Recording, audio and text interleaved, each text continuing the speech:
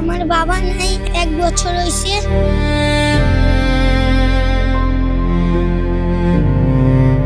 আমার বন্ধু নাই, আমি কুকুরের সঙ্গে খেলি।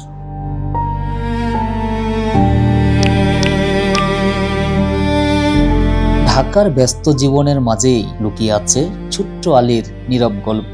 বয়স মাত্র 8। 1 বছর আগে বাবাকে হারিয়েছে। তারপর থেকে মা ও নানির আশ্রয়ে তার জীবন। আমার বাবা নাই, 1 বছর হইছে। আমার মায়ের লগে আর নানির লগে আমি থাকি। কিন্তু এই বয়সে যাদের পৃথিবী ভরা খেলাধুলা আর হাসিতে, আলী তাদের মতো নয়। তার খেলার সাথী কোনো মানুষ নয়, একটি পথকুকুর। আমার বন্ধু নাই, আমি কুকুরের সঙ্গে খেলি।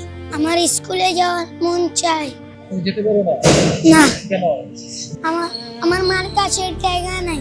আজ মধ্যরাত, চারদিকে কনকনে ঠান্ডা আর মানুষের আনাগোনা নেই বললেই চলে। মিরপুর 10 মেট্রো রেলের নিচে ছোট্ট ঘরের সামনে বসে আছে আলী। চোখে তার ক্ষুধা নেই, অপেক্ষা আছে, কারণ আজও সে খাবারের অপেক্ষায়। খাবার পেলে একটু নিজে খাবে, কিছু তুলে দেবে তার কুকুর বন্ধুকে। আমার বন্ধু নাই, আমি কুকুরের সঙ্গে খেলি।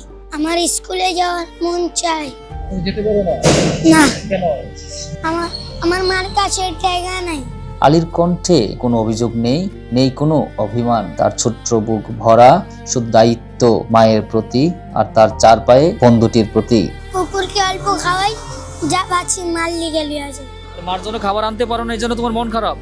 হ্যাঁ, সমাজের এই সব শিশুদের জন্য কোনো নিরাপদ আশ্রয় নেই, নেই 3 বেলার নিশ্চয়তা। অথচ তার ছোট্ট হৃদয় যে কত বড় তা এই দৃশ্য দেখলেই বোঝা যায়। এটাই 8 বছরের আলী, যে অভাবে বড় হচ্ছে কিন্তু হৃদয়ে বহন করছে অদ্ভুত মানবতা আর মমতার গল্প।